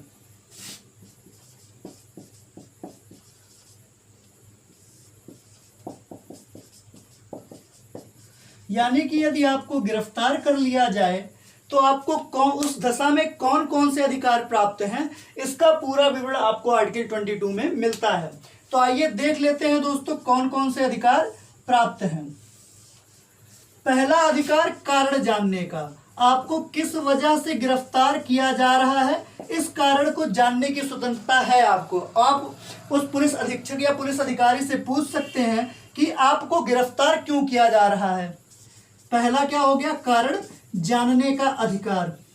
अब इसमें दूसरा अधिकार क्या है, यदि आपको गिरफ्तार किया गया तो आने जाने के समय को छोड़कर 24 घंटे के अंदर एक दंडाधिकारी के सामने उपस्थित होने का अधिकार। यानी कि यदि आपको गिरफ्तार करके ले जाया गया तो 24 घंटे के अंदर आपको जिन्होंने गिरफ्तार किया है वह दंडाधिकारी के सामने प्रस्तुत करेंगे। यह बोलने का अधिकार आपको प्राप्त है। 24 घंटे के अंदर दंडाधिकारी के समक्ष उपस्थित या पेश होने का अधिकार।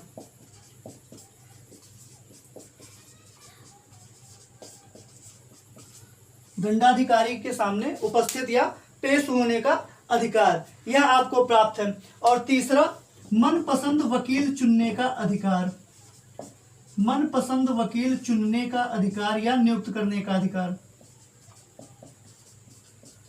ये तीन अधिकार गिरफ्तारी के संदर्भ में है दोस्तों। यदि आपको गिरफ्तार कर लिया जाता है या किसी व्यक्ति को गिरफ्तार कर लिया जाता है तो उसे गिरफ्तारी के कारण जानने का अधिकार प्राप्त है। 24 घंटे के अंदर दंडाधिकारी के समक्ष पेश होने का अधिकार प्राप्त है और अपने मनपसंद वकील से परामर्श लेने का या अपने मनपसंद वकील चुनने का अधिकार प्राप्त है दोस्तों। तो अनुच्छेद 22 नोट कर लीजिए। यह स्वतंत्रता के अधिकार का समरी था अनुच्छेद 19 से लेके 22 तक दोस्तों।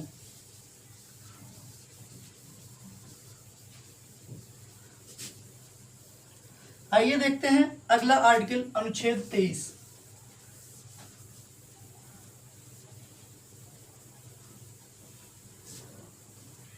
साथ में नोट करते हुए चलिए दोस्तों और वीडियोस को अधिक से अधिक शेयर करिए।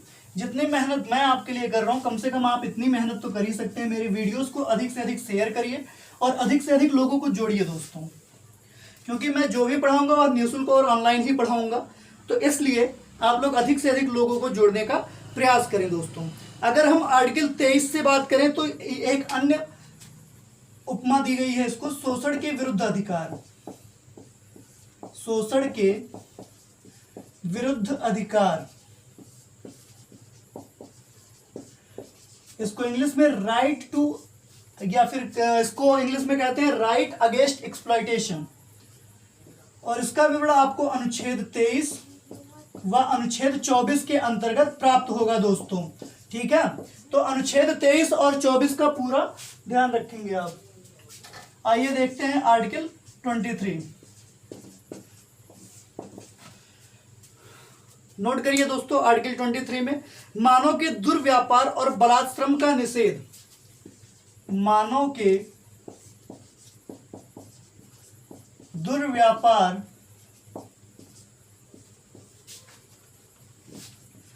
और बलात्श्रम का निषेध। बलात्श्रम का निषेध। मानव दुर्व्यापार से तात्पर्य है दोस्तों कि किसी भी मानव को बेचा नहीं जा सकता है, यानी कि उनका दुर्व्यापार नहीं किया जा सकता है, उनको किसी भी प्रकार से क्षति नहीं पहुंचाई जा सकती है दोस्तों। और बलात्श्रम का निषेध, यानी कि किसी भी प्रकार की कार्यवाही या बंधुआ मजदूरी नहीं कराया जा सकता है। यहां पे लिख लीजिए, बंधुआ मजदूरी का अंत। यह किसमें है? अनुच्छेद 23 में है, बंधुआ मजदूरी का अंत। आइए देखते हैं आर्टिकल 24। आर्टिकल 23 और 24 बहुत ही इंपॉर्टेंट है दोस्तों, तो इसको हल्के में मत लीजिएगा, पूरा पढ़िएगा। आर्टिकल 24 की बात की जाए दोस्तों तो आर्टिकल 24 में कारखानों आदि में बाल श्रम का निषेध किया गया है। यानी कि कारखानों में जो छोटे बच्चे हैं जिनकी आयु 14 वर्ष से कम है उनको कार्य पर नहीं रखा जा सकता है। कारखानों में बाल श्रम का निषेध। बाल श्रम का निषेध। कल कारखानों में कार्य करने वाले बच्चों को जिनकी उम्र 14 वर्ष से कम होगी और जो अप्रशिक्षित होंगे उनको बाल श्रम में नहीं लाया जा सकता है। ऐसा करना दंडनीय अपराध है और मालिक के खिलाफ कार्रवाई की जा सकती है दोस्तों। तो कारखानों में बाल श्रम का निषेध, इसका विवरण किसमें है? अनुच्छेद 23 में है। इसका पूरी तरह से वर्णन पढ़ लीजिएगा दोस्तों, बहुत ही इंपॉर्टेंट है। इसमें कई बार पूछा गया है कि किस अनुच्छेद में बाल श्रम को निषेध किया गया है, तो अनुच्छेद 24 में। नोट कर लीजिए। फिर बढ़ते हैं अनुच्छेद 25 की तरफ दोस्तों। अनुच्छेद 25 से हमारा एक नया भाग स्टार्ट होता है, धार्मिक स्वतंत्रता का अधिकार। धार्मिक स्वतंत्रता का अधिकार, यह आर्टिकल 25 से लेके 28 तक है। तो आइए देखते हैं आर्टिकल 25। तो दोस्तों बता दें, नाम है धार्मिक स्वतंत्रता का अधिकार, यानी कि आपको धर्म से संबंधित स्वतंत्रता का प्रावधान इसमें प्राप्त होगा। आर्टिकल 25 में क्या है? धर्म का प्रचार प्रसार व ग्रहण करने की स्वतंत्रता। यदि आप भारत के नागरिक हैं तो आप किसी भी धर्म का प्रचार कर सकते हैं, प्रसार कर सकते हैं और उसे ग्रहण कर सकते हैं। ये सभी स्वतंत्रताएं आपको अनुच्छेद 25 के अंतर्गत दी गई हैं कि आप किसी भी धर्म को अपना सकते हैं, उसका प्रचार कर सकते हैं व उसका प्रसार कर सकते हैं। अगला देखते हैं आर्टिकल 26। आर्टिकल 26 इसमें दोस्तों धार्मिक कार्यों का प्रबंध है। धार्मिक कार्यों का प्रबंध, यानी कि इसका अर्थ ये होता है कि आप अपने घर पे किसी भी धार्मिक कार्य को करने के लिए पूरी तरह से स्वतंत्र हैं। यदि आप रामायण बैठवाना चाहते हैं तो रामायण बैठाने के लिए स्वतंत्र हैं। कथा भागवत कराना चाहते हैं तो कथा भागवत करने के लिए आप स्वतंत्र हैं। यदि आप नमाज पढ़ना चाहते हैं तो उसके लिए स्वतंत्र हैं। आप इबादत करना चाहते हैं तो उसकी तरह से पूरी तरह स्वतंत्र हैं। और यह स्वतंत्रता आपको किसमें दी गई है? अनुच्छेद 26 आर्टिकल 26 में दी गई है। यानी कि किसी भी प्रकार का धार्मिक प्रायोजन यदि आप आयोजित करना चाहते हैं तो आप उसके लिए पूरी तरह से स्वतंत्र हैं। और इस स्वतंत्रता का अधिकार आपको आर्टिकल 26 के अंतर्गत दिया गया है। दोस्तों नोट करते चलिए, क्योंकि एक एक पॉइंट इंपॉर्टेंट है दोस्तों।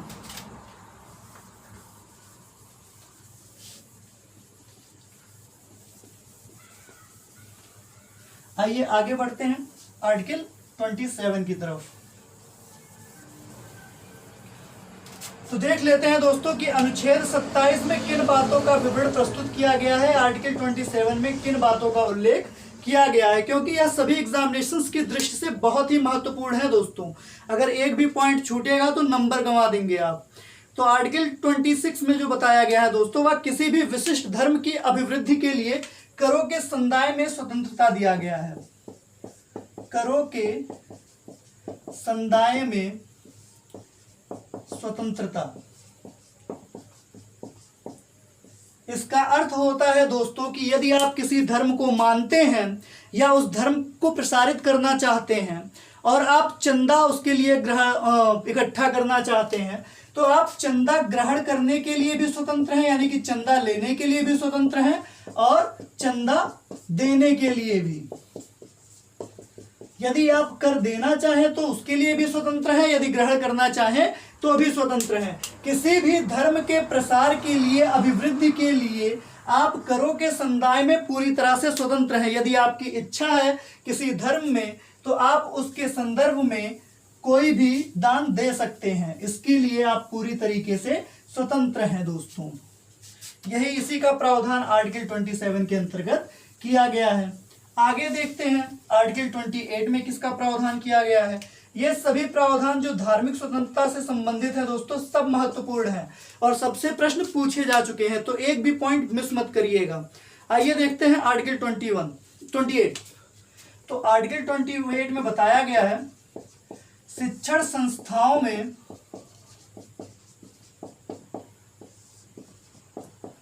धार्मिक उपासना की स्वतंत्रता। धार्मिक उपासना की स्वतंत्रता। यदि स्कूल या विद्यालय में धार्मिक कार्य चल रहे हों और कोई व्यक्ति उस उपासना में उपस्थित नहीं होना चाहता है तो वह उसके लिए पूरी तरह से स्वतंत्र है। जैसे यदि कोई सरस्वती पूजन का आयोजन किसी विद्यालय में है, कोई ईसाई धर्म का छात्र या कोई मुस्लिम वर्ग का छात्र उस पूजन को ग्रह में उपस्थित नहीं होना चाहता तो वह उसके लिए पूरी तरह स्वतंत्र है, वह उपस्थित हो भी सकता है और नहीं भी हो सकता है, उसके ऊपर किसी भी प्रकार की कोई कार्यवाही नहीं की जा सकती है, वह इसके लिए पूरी तरह से स्वतंत्र है दोस्तों। तो इस पॉइंट को नोट कर लीजिए। फिर हम बढ़ते हैं संस्कृति और शिक्षा संबंधी अधिकार की तरफ।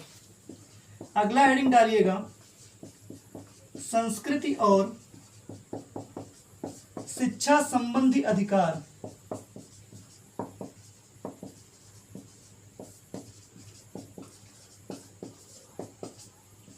यानी cultural and educational right.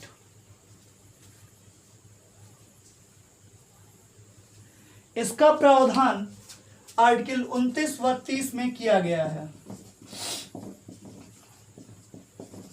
Article 29 and 30 में किया गया है। तो एक बार एक नजर डाल लेते हैं दोस्तों कि आर्टिकल 29 में किसका विवरण है और आर्टिकल 30 में किसका विवरण है। तो आर्टिकल 29 में बताया गया है अल्पसंख्यक वर्ग के हितों के संरक्षण के बारे में। अल्पसंख्यक वर्गों के हितों के संरक्षण का प्रावधान।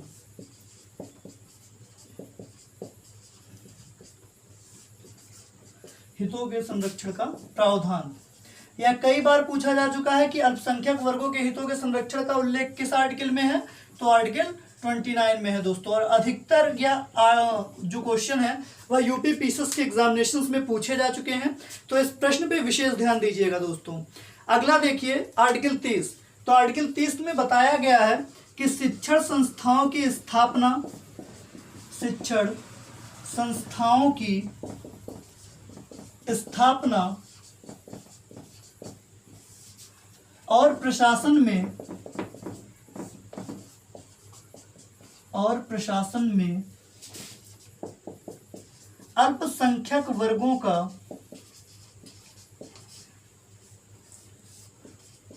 का अधिकार। यानी कि अल्पसंख्यक वर्ग के लोग चाहे तो शिक्षण संस्थाओं की स्थापना कर उसके प्रशासन का दायित्व अपने हाथ में ले सकते हैं, यानी कि मदरसों का निर्माण भी कर सकते हैं और उनके संचालन का पूर्ण जिम्मा अल्पसंख्यक वर्ग के ऊपर ही होगा, इसमें कोई भी परिवर्तन नहीं किया जाएगा दोस्तों। आइए फिर हम बढ़ते हैं आर्टिकल 31 की तरफ। यहां से हमारा विधिक अधिकार प्रारंभ होता है, यानी विधायिका का जो निर्माण प्रक्रिया है वह आर्टिकल 31 से ही प्रारंभ हो जाता है दोस्तों, जो कि 51A तक प्रावधानित है। यह विधियों के निर्माण से संबंधित है दोस्तों, तो इसलिए इसको ध्यान दीजिएगा क्योंकि यह विधायिका से संबंधित है। कार्यपालिका मैंने आपको पढ़ा ही दिया है और इसके बाद मैं न्यायपालिका का एक वीडियो अपलोड करूंगा जिसमें न्यायपालिका के संबंधों का पूरा विवरण आपको मिल जाएगा। और विधायिका का संबंध आज से स्टार्ट कर रहा हूं दोस्तों। तो आर्टिकल 31 से विधायिका का प्रारंभ होता है। इसके लिए हेडिंग डाल लीजिएगा कुछ विधियों की व्यावृत्ति। हेडिंग डाल लीजिएगा कुछ विधियों की व्यावृत्ति। इसको इसलिए लिखवा रहा हूं दोस्तों, कोई लिखवाता नहीं है, पर यह जान लीजिए कि अनुच्छेद 31 में है क्या। अनुच्छेद 31 को अकेले रखा गया है। इसमें पहले संपत्ति के अधिकार को रखा गया था 31A में, जिसको हटा के 300 के ए में कर दिया गया है। वर्तमान में अनुच्छेद 31 निरसित है दोस्तों, लिख लीजिए। अनुच्छेद 31 क्या है? निरसित है। इसमें कोई भी प्रावधान नहीं है। पहले इसमें क्या था? इसमें संपत्ति के अधिकार को रखा गया था, जिसको अब हटा के दोस्तों निरसित कर दिया गया है। ठीक है। अब अगला देखिएगा, अगला जो प्रावधान स्टार्ट करने जा रहे हैं वह है संवैधानिक उपचारों का अधिकार। सबसे इंपॉर्टेंट, संवैधानिक उपचारों का अधिकार।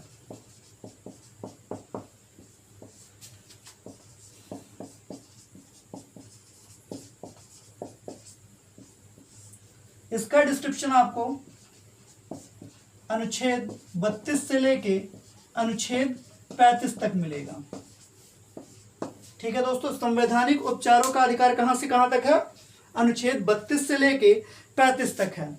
अब इसमें किस चीज का वर्णन किया गया है बस वही देख लेते हैं। बस अनुच्छेद 32 में इतना बताया गया है कि जो भी आप इस भाग में पढ़ेंगे उसको प्रावधानित कैसे करना है, उसके अधिकारों को किस तरह से चलायमान बनाए रखना है, उसी का विवरण मिलेगा। तो आइए देखते हैं आर्टिकल 32। इसमें लिख लीजिए, इस भाग में प्रदत्त अधिकारों का, इस भाग में प्रदत्त अधिकारों का प्रावधान, किस प्रकार से अधिकारों को चलाया जाएगा, उसका पूरा विवरण आपको अनुच्छेद 32 के अंतर्गत दे दिया गया है कि किस प्रकार से आप विधि बना सकते हैं और विधियों का उपचार कर सकते हैं। आइए आगे बढ़ते हैं आर्टिकल 33 की तरफ। यह थोड़ा इंपॉर्टेंट है दोस्तों, क्योंकि आर्टिकल 33 से प्रश्न कई बार बन चुके हैं, इसलिए इसको एक नज़र देख लीजिएगा आप लोग, क्योंकि बहुत ही इंपॉर्टेंट है। क्योंकि यह संसद को यह शक्ति प्रदान करता है कि वह किसी विशिष्ट वर्ग के संबंध में विशिष्ट प्रयोजनों की पूर्ति हेतु उनके मूल अधिकारों को निर्बाधित कर सकता है। इसको लिख लीजिए, कुछ विशिष्ट वर्गों के संबंध में या कुछ विशिष्ट वर्गों का मूलाधिकार या मूल अधिकार निर्बंधन का प्रावधान, मूल अधिकार निर्बंधन का प्रावधान। अब वह कौन से वर्ग हो सकते हैं दोस्तों? तो मैंने जब आपको अनुच्छेद 13 बताया था कि मूल अधिकार के अल्पीकरण या असंगत होने पर विधियों की प्रक्रियाएं, उसमें ही बताया था कि कुछ विशिष्ट वर्ग जैसे कि आपका पैरामिलिट्री हो गया, मिलिट्री सर्विसेज हो गई, इन सभी के जो मूल अधिकार हैं वह बाधित कर दिए जाते हैं। आईबी हो गया, इंटेलिजेंस ब्यूरो, सीआरपीएफ हो गए, सीआईएसएफ हो गए, ये सभी जो वर्ग हैं दोस्तों, इन सबों के मूल अधिकार को निर्बंधित कर दिया जाता है, क्योंकि विशिष्ट प्रयोजनों का पूर्ण होना भी जरूरी है। अगर ऐसा नहीं किया जाएगा तो बाह्य शक्तियां हम पर हावी हो जाएंगी और हमारे ऊपर दोबारा से अपना अस्तित्व जमा लेंगी, यानी कि भारत के ऊपर दोबारा कब्जा स्थापित कर लेंगी। इसीलिए कुछ विशिष्ट प्रयोजनों की पूर्ति हेतु इनके मूलाधिकारों का निर्बंधन कर दिया जाता है, जिससे कि देश सुरक्षित रहे और सदैव विद्यमान रहे, अपनी एक अलग छवि बनाए रहे दोस्तों। तो यह अनुच्छेद 33 में इसका विवरण प्राप्त है। आइए बढ़ते हैं अगले अनुच्छेद की तरफ, आर्टिकल 34।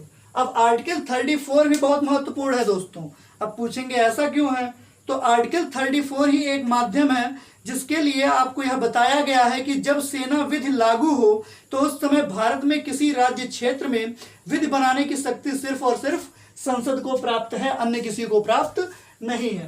यानी कि जब मिलिट्री लॉ वर्क कर रहा हो, जब सेना विधि लागू हो, जब किसी भी देश में सेना विधि लागू हो, यानी कि भारत के किसी भी राज्य में जब मिलिट्री लॉ काम कर रहा हो, तो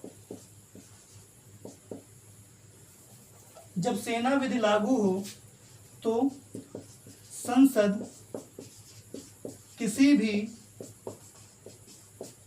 राज्य पर कानून बनाने के लिए स्वतंत्र है। नोट कर लीजिए दोस्तों, जब सेना विधि लागू हो तो संसद किसी भी राज्य पर कानून बना सकती है। यही है अनुच्छेद 34 का विवरण। आगे बढ़ते हैं आर्टिकल 35 की तरफ दोस्तों। आर्टिकल 35, तो अनुच्छेद 35 में यह बताया गया है कि जितनी भी शक्तियां 32 से लेकर 34 तक प्रदत्त हैं, उन सबों का पालन किस आधार पर किया जाएगा। तो बस यही नोट करना है दोस्तों कि इस भाग में समस्त उपबंधों को प्रभावी करने के लिए विधान है। इस भाग में सभी अधिकारों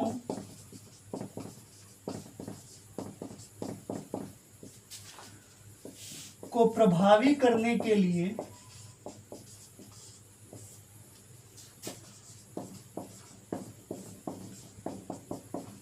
विधि का प्रावधान है या विधान है, आप दोनों कह सकते हैं। नोट कर लीजिए, यह हुआ आपका संवैधानिक उपचारों का अधिकार की श्रृंखला पूर्ण हुई। इसके बाद बढ़ते हैं दोस्तों राज्य के नीति निर्देशक तत्वों की तरफ। अगला हेडिंग डालिएगा, राज्य के नीति निदेशक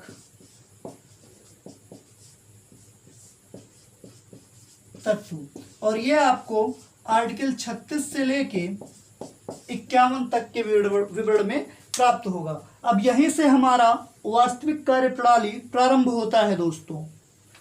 तो इसको बिना स्किप किए हुए देखते हुए आगे बढ़ेंगे, क्योंकि यहीं से सारे प्रावधान हमें समझने हैं दोस्तों। अगर इतना समझ लिए फिर कुछ समझने की जरूरत नहीं है आपको। तो तैयार रहिए आर्टिकल 36 के लिए। तो आर्टिकल 36 में देख लेते हैं दोस्तों किसका प्रावधान है। अनुच्छेद 36 में परिभाषा बताई गई है कि राज्य के नीति निदेशक तत्व क्या होते हैं और जिनसे उपचारों की सही व्याख्या की जा सके। तो आर्टिकल 36 में आपको सिर्फ क्या लिखना है दोस्तों, परिभाषा लिखना है कि राज्य के नीति निदेशक तत्व क्या होते हैं। इसको नोट कर लीजिए। फिर बढ़ेंगे आर्टिकल 37 की तरफ दोस्तों। तो आर्टिकल 36 में किसका प्रावधान है। आर्टिकल 36 में राज्य के नीति निदेशक तत्व की परिभाषा दी गई है। अगला देखिए आर्टिकल 37। तो आर्टिकल 37 में बताया गया है कि इस भाग में जितने भी तत्व अंतर्विष्ट हैं उनको किस प्रकार से लागू किया जाएगा। अंतर्विष्ट तत्वों के लागू होने का प्रावधान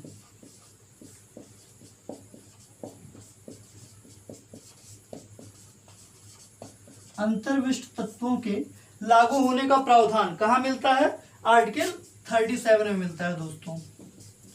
आइए देखते हैं आर्टिकल 38। ये सभी इंपॉर्टेंट है दोस्तों। आर्टिकल 38। तो आर्टिकल 38 में लिखिए, राज्य लोक कल्याण की अभिवृद्धि के लिए सामाजिक व्यवस्था बनाएगा, या लिख लीजिए लोक कल्याण के लिए सामाजिक व्यवस्था का निर्माण। लोक कल्याण के लिए सामाजिक व्यवस्था का निर्माण।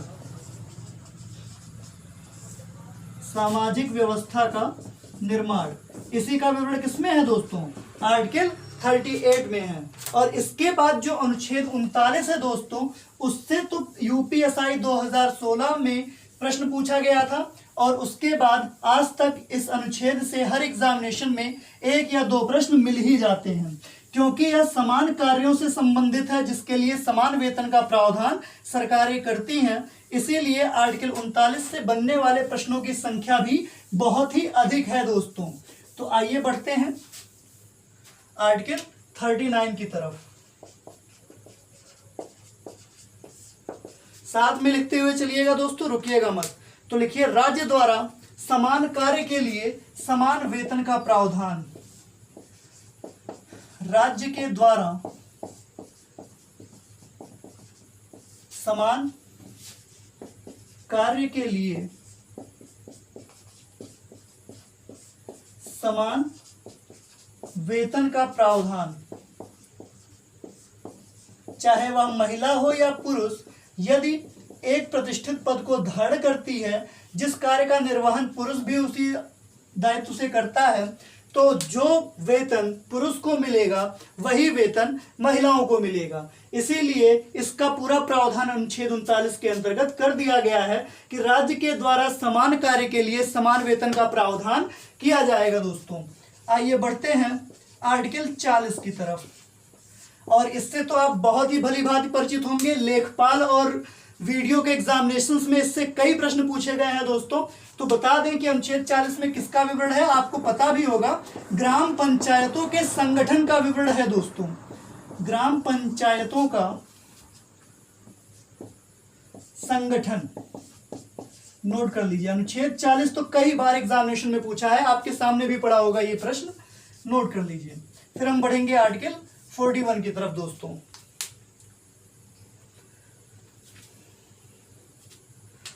आर्टिकल 41 देख लेते हैं। कुछ दशाओं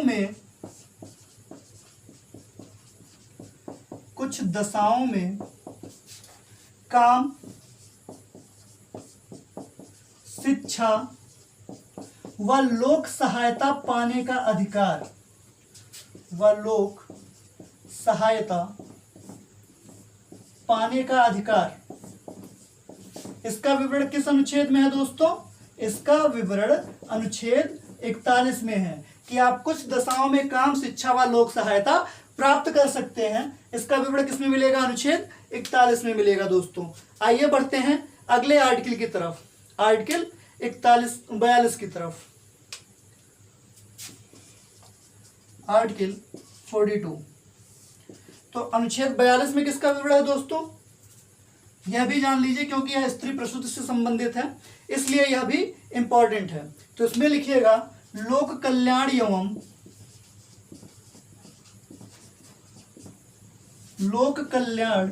एवं स्त्री प्रसूति का प्रावधान। स्त्री प्रसूति का प्रावधान, इसका पूरा विवरण किसमें मिलेगा दोस्तों? अनुच्छेद 42 में मिलेगा। आइए बढ़ते हैं आर्टिकल 43 की तरफ। ध्यान दीजिएगा कि लोक कल्याण एवं स्त्री प्रसूति का जो पूरा विवरण है वो किसमें है दोस्तों? अनुच्छेद 42 में है। आइए देखते हैं अनुच्छेद 43 में क्या है। तो कर्मकारों के जीवन निर्वहन के लिए न्यूनतम मजदूरी का जो प्रावधान किया गया है वह किसमें किया गया है? अनुच्छेद 43 में किया गया है। लिख लीजिएगा, कर्मकारों के जीवन निर्वहन के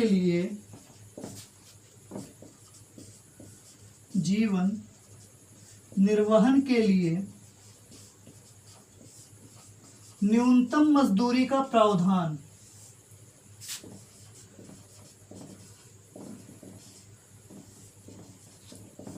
इसी उद्देश्य के तहत वर्ष 2006 में मनरेगा का प्रावधान किया गया। आपको याद होगा जब सर्वप्रथम वर्ष 2006 में मनरेगा लागू किया गया दोस्तों, तो सर्वप्रथम 100 जिलों में ही लागू किया गया था और 2 अक्टूबर 2008 के बाद यह समस्त भारत में सुचारू रूप से लागू कर दिया गया। तो कर्मकारों के जीवन निर्वहन के लिए न्यूनतम मजदूरी का जो प्रावधान किया गया है वो अनुच्छेद 43 के अंतर्गत किया गया है दोस्तों। ध्यान रखिएगा कि जो न्यूनतम मजदूरी होगी, जैसे राज्य में न्यूनतम मजदूरी की सीमा कुछ और है और संघ में कुछ और है। एक बार देख लीजिए दोस्तों कि न्यूनतम मजदूरी है कितनी राज्य में।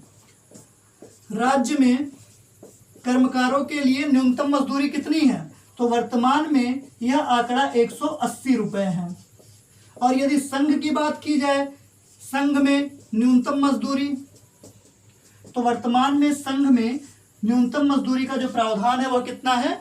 300 रुपए है। यानी कि यदि कोई व्यक्ति राज्य में कार्य कर रहा है तो उसको प्रतिदिन के हिसाब से 180 रुपए मजदूरी प्राप्त होगी।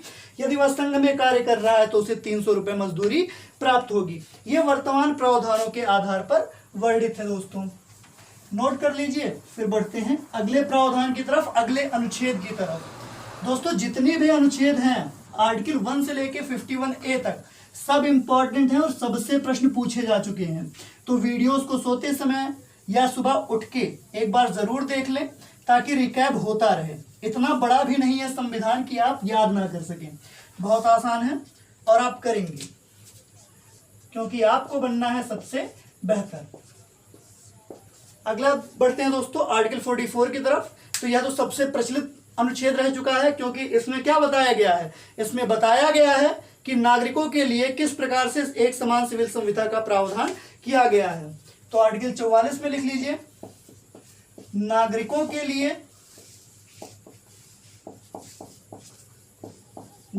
के लिए एक समान सिविल संहिता, एक समान सिविल संहिता का प्रावधान। किसी के लिए बदला नहीं है, सभी नागरिकों के लिए यह एक समान है दोस्तों। इस बात को कभी मत भूलिएगा कि अनुच्छेद 44 में एक समान सिविल संहिता का प्रावधान किया गया है दोस्तों। यह कई बार प्रश्न पूछा जा चुका है। आगे बढ़ते हैं आर्टिकल 45। तो यदि आप गांव से जुड़े हैं तो आपको आर्टिकल 45 जरूर पता होगा दोस्तों, क्योंकि इसमें बालकों के लिए निःशुल्क व अनिवार्य शिक्षा का प्रावधान किया गया है और इसी प्रावधान के तहत ग्राम सभा में और शहरी क्षेत्र में भी आंगनबाड़ी सेवाओं का प्रावधान किया गया है दोस्तों। तो संविधान के अनुच्छेद 45 में बालकों के लिए बालकों के लिए निःशुल्क व अनिवार्य शिक्षा का प्रावधान किया गया है। निःशुल्क व अनिवार्य शिक्षा, इसमें 0 से 6 वर्ष तक के बच्चों को सम्मिलित किया जाता है, इस बात को ध्यान रखिएगा। अनिवार्य शिक्षा का प्रावधान नोट कर लीजिए दोस्तों। अगर समझना चाहते हैं तो एग्जाम्पल के लिए लिख लीजिएगा, आंगनबाड़ियों की नियुक्ति, आंगनबाड़ी कार्यकर्ताओं की नियुक्ति,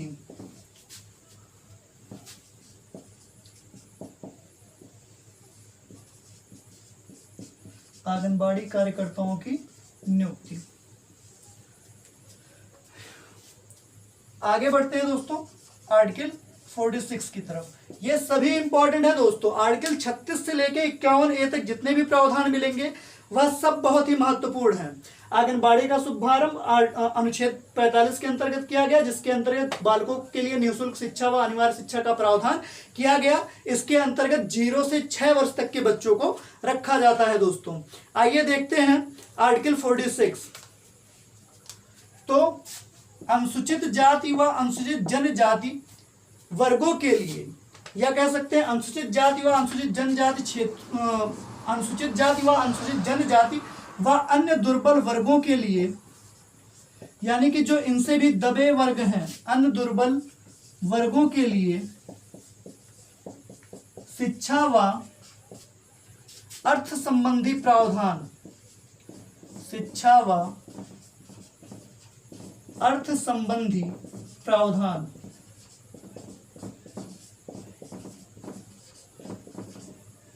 इसका प्रावधान किसमें किया गया है? आर्टिकल 46 में किया गया है दोस्तों। ठीक है, इसको नोट कर लीजिए। फिर बढ़ते हैं आर्टिकल 47। यह बहुत ही इंटरेस्टिंग अनुच्छेद है दोस्तों, क्योंकि आपको याद होगा यदि आप टेलीविजन देखते हैं या यूट्यूब पे वीडियोस प्ले करते हैं तो या फिर कोई मूवी स्टार्ट करते हैं तो आगे लिखा रहता है तंबाकू सेवन स्वास्थ्य के लिए हानिकारक है। उसी प्रकार अनुच्छेद 47 में बताया गया है कि यदि आप भारत के नागरिक हैं तो मादक पदार्थों और हानिकारक पदार्थों का सेवन वर्जित है, क्योंकि यह आपके स्वास्थ्य के लिए हानिकारक है, जिससे आपकी फैमिली पूरी तरह से प्रभावित होती है। इसीलिए मादक पदार्थों और हानिकारक तत्वों के ग्रहण करने के लिए प्रतिबंध लगाया गया है। यानी कि लिख सकते हैं हानिकारक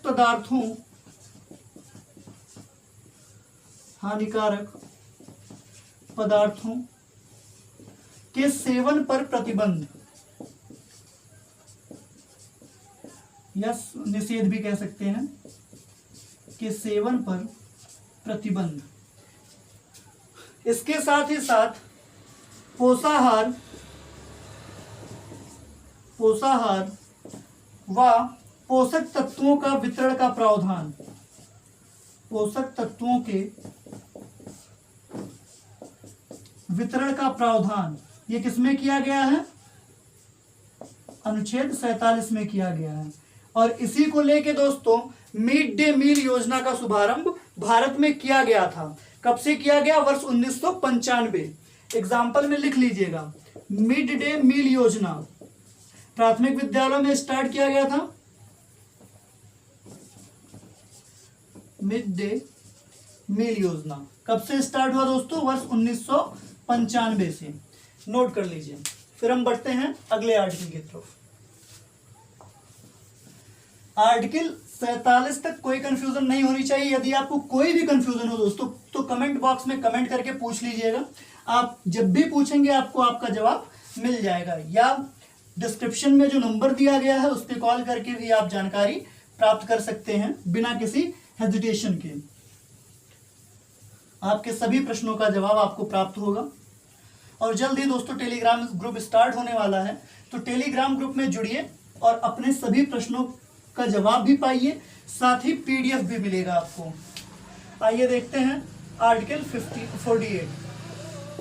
तो यदि आप ग्रामीण क्षेत्र से संबंधित हैं तो ये आपके लिए है, क्योंकि इसमें बताया गया है कृषि और पशुपालन को आधुनिक वैज्ञानिक प्रणाली के माध्यम से संगठित करने का उपबंध।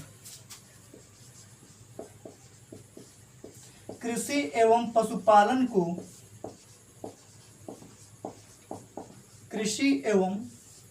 पशुपालन को आधुनिक वैज्ञानिक प्रणाली के आधार पर, आधुनिक वैज्ञानिक प्रणाली के आधार पर संगठित करने का उपबंध, आधार पर संगठित करने का उपबंध, इसका विवरण किसमें दिया गया है? आर्टिकल 48 में। और इसी के अंतर्गत दोस्तों एक आर्टिकल जोड़ा गया, आर्टिकल 48 का ए, 42वें संविधान संशोधन अधिनियम के द्वारा इसको जोड़ा गया था। इस बात को याद रखिएगा, यह बहुत ही अधिक अनिवार्य है। जितनी बार एग्जामिनेशन में अनुच्छेद 48 नहीं पूछा गया है, उतनी बार तो 48 का ए पूछा गया है, क्योंकि यह वन्य जीव एवं पर्यावरण संरक्षण से संबंधित प्रावधान है, जिसको 42वें संविधान संशोधन के द्वारा जोड़ा गया था। तो लिख लीजिए, वन्य जीव एवं पर्यावरण संरक्षण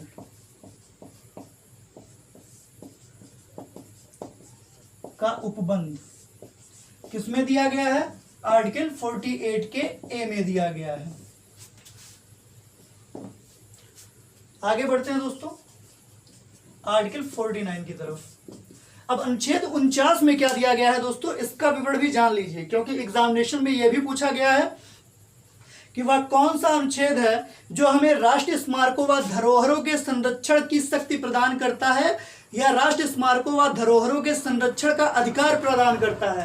तो वह अनुच्छेद 49 है, जो हमें राष्ट्रीय स्मारकों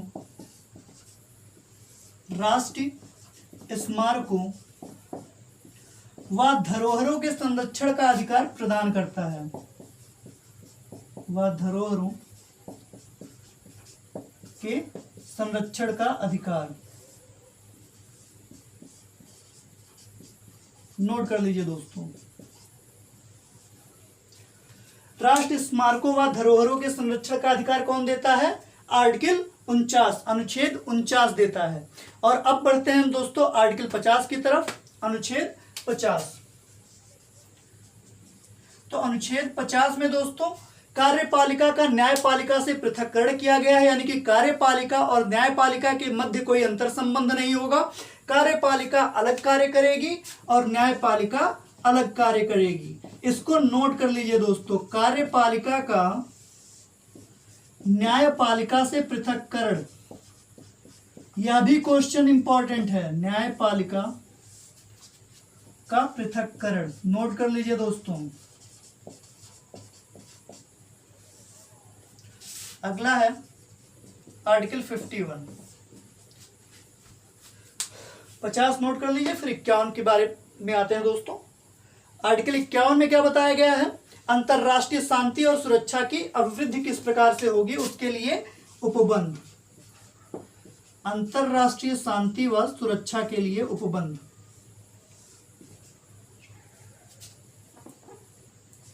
अंतरराष्ट्रीय शांति व सुरक्षा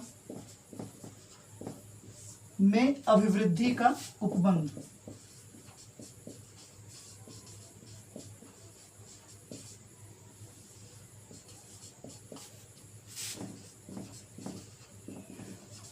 यह अनुच्छेद 51 में बताया गया है। और आर्टिकल अनुच्छेद जो मानव अधिकारों को व्यक्त करता है, आर्टिकल 51 का ए है दोस्तों। और इसमें पता है क्या रखा गया है? मूल कर्तव्यों को, यानी कि फंडामेंटल ड्यूटीज को रखा गया है। अब आप बताइए कि मूल कर्तव्यों की संख्या कितनी है? तो मूल कर्तव्यों की संख्या दोस्तों संविधान में 11 है, पहले 10 थी। 11वें मूल कर्तव्य को कब जोड़ा गया? 86वें संविधान संशोधन अधिनियम के द्वारा जोड़ा गया। और क्या जोड़ा गया दोस्तों? 6 वर्ष से 14 वर्ष तक के बच्चों को निःशुल्क व अनिवार्य शिक्षा का प्रावधान। पहला मूल कर्तव्य क्या है? संविधान का पालन करें, राष्ट्रध्वज व राष्ट्रगान का सम्मान करें। दूसरा क्या है? स्वतंत्रता में योगदान देने वालों समस्त लोग व्यक्तियों को हृदय में संजोए रखें व उनका सम्मान करें। तीसरा क्या है? भारत की प्रभुता, एकता, संप्रभुता की रक्षा करें। चौथा क्या था? देश की रक्षा करें व आह्वान किए जाने पर देश सेवा के लिए तत्पर रहें। 5वें में बताया गया कि भ्रातृत्व की भावना का संचार करें और पूरे देश में भाईचारे की भावना का प्रचार करें। 6वें में बताया गया कि भारत की संस्कृति को बचाए रखें और उसका परिरक्षण करते रहें। 7वें में बताया गया है कि वैज्ञानिक दृष्टिकोण, मानववाद और ज्ञानार्जन में सुधार के लिए भावनाओं में विकास करें और वृद्धि करें। 8वें में बताया गया कि पर्यावरण व जीव जंतुओं के संरक्षण पर ध्यान दें। 9वें में बताया गया कि सार्वजनिक संपत्ति की सुरक्षा करते रहें। और 10वें में बताया गया था कि राष्ट्र के विकास में अपना सहयोग दें, लगातार राष्ट्र के विकासशील होने पर उसका साथ दें और नित नए नए प्रयोग करते रहें। और 11वें में बताया गया कि 6 वर्ष से 14 वर्ष तक के बच्चों को निःशुल्क व अनिवार्य शिक्षा प्रदान करें। यह आपके फंडामेंटल ड्यूटीज़ हैं, मूल कर्तव्य हैं जो आपको निभाने हैं। अतः अगर आप भारत के नागरिक हैं तो ये फंडामेंटल ड्यूटीज़ आपको पूरी ही करने हैं दोस्तों। तो यह पूरा हमारा मानव अधिकार जो संविधान में वर्णित है मानव अधिकार, उनका पूरा डिस्क्रिप्शन है दोस्तों। यदि वीडियो अच्छी लगी हो तो दोस्तों लाइक करें, शेयर करें और अधिक से अधिक लोगों को हमारे साथ जोड़ने का प्रयास करें। बहुत बहुत धन्यवाद।